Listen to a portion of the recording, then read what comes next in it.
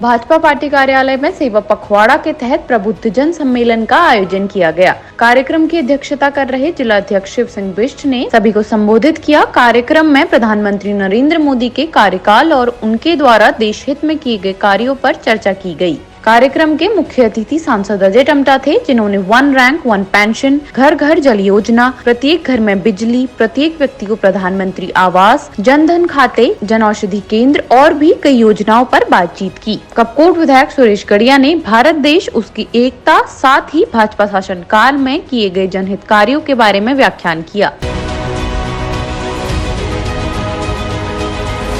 इस प्रकार से सबके ध्यान में है और हमारे आज के इस प्रबुद्ध सम्मेलन के कार्यक्रम में भी, क्योंकि जो समाज के अंदर अवेयरनेस होती है, समाज के बाकी लोगों को भी अवेयरनेस करते हैं। बहुत सारी ऐसी योजनाएं होती हैं जिन योजनाओं का प्रतिपादन होता है मगर सब लोगों की जानकारी में रहे, इसलिए बहुत सारे योजनाएं ऐसी हैं जो कहीं ना कहीं समाज को किसी न किसी दृष्टि से प्रभावित करती हैं। 2014 से लगभग 140 से ज़्यादा योजनाएं देश के अंदर संचालित हैं और जो आम गरीब अंतिम पंक्ति में खड़े व्यक्ति के लिए और उन व्यक्तियों को उसका लाभ मिले, उन माताओं को, उन बहनों को, उन बुजुर्गों को, उन गरीब वंचित समाज के लोगों को सब उसका लाभ लेकर के समाज में अपने जीवन स्तर को भी आगे लाने में काम कर सकें। ऐसे प्रबुद्ध सम्मेलनों के माध्यम से और चूँकि नरेंद्र भाई मोदी जी के जो ये जन्म दिवस 17 सितंबर से लेकर 2 अक्टूबर महात्मा गांधी जी के जन्मदिन तक सेवा पखवाड़ा के रूप में भी कार्यक्रम किए जा रहे हैं और उसके एक भाग में ये भी है कि प्रबुद्धजनों के साथ बैठना,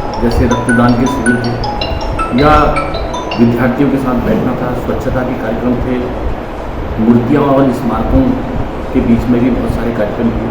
तो विभिन्न प्रकार के क्रियाकलापों के माध्यम से ये पखवाड़ा पूरा मोदी जी के जन्म से लेकर महात्मा गांधी जी के जन्म दिवस तक मनाने का संकल्प है। उसी में आज बागेश्वर की बैठी थी। अभी सीएमओ से बात हुआ है और उन्होंने कहा कि जो दवाइयाँ हमारे पास, क्योंकि दवाइयों की शॉर्टेज भी होते रहती है, हमेशा कुछ दवाइयाँ उपलब्ध नहीं भी रहती हैं, तो उन्होंने बोला कि जो दवाइयाँ नहीं थी वो दवाइयाँ आ गई।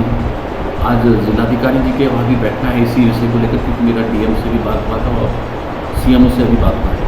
उन्होंने कहा है कि हाँ, कुछ दवाइयाँ जो शॉर्ट होते रहती हैं वो आते रहती हैं, जो स्टॉक में नहीं रहती हैं वो आती हैं।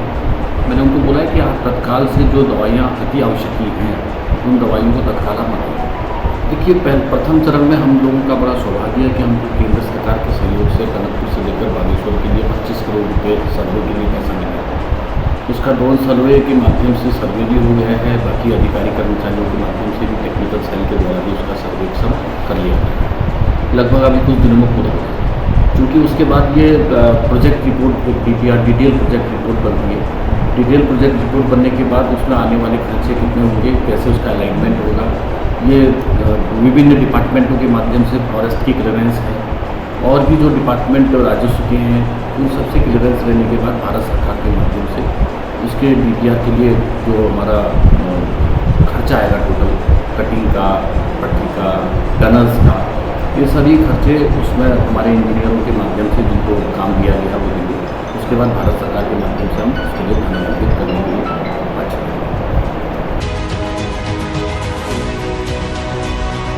CCN न्यूज के लिए हिमांशु जोशी की रिपोर्ट।